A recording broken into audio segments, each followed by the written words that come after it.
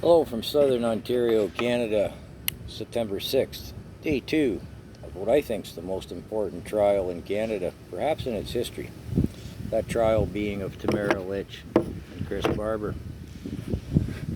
Before I get into more on the actual trial, I want to point out in Canada we don't really have a constitution per se, not like the Constitution in the United States, which the Americans, at least on the right side of politics, seem pretty happy with the strength of.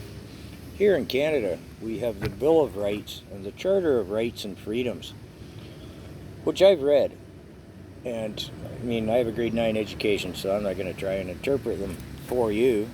That would be foolish. But they seem pretty spongy to me. Spongy in a sense, they're kind of soft. There's some holes in them. Some, legal loopholes, which the regime of Trudeau has been utilizing for quite some time now, including the enactment of the Emergencies Act. However,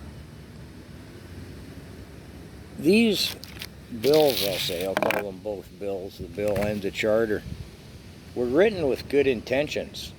And it's obvious, again, if you were to read them, that they were well intended. They were just weak and spongy because they hadn't envisioned a WEF minion being at the helm of the country and working towards, the globalist agenda. Let us not forget, Justin Trudeau graduated the Young Global Leaders Program, class of '92. Our Vice Prime Minister, Chrystia Freeland, sits openly on the Board of Trustees. Jagmeet Singh, leader of the NDP, opposition. Yeah, right, he signed the Supply and Confidence Agreement, which destroyed our democratic parliamentary process. Jagmeet Singh there, he's a WEF member in good standing. So when these two documents were written, they weren't taking into account such evil intent. Which brings me back in summation to when the panda first arrived. Forgive me the need for censorship, you know what I mean by the panda, was declared officially here. The very first thing Justin Trudeau did is he tried to declare the War Measures Act. I made a video about that at the time that, it said 300,000 views or something. Never forget what Justin Trudeau did when we needed him most, I believe is the title of that. Yeah, it's the very first thing he tried to do was to declare the War Measures Act. 2 points.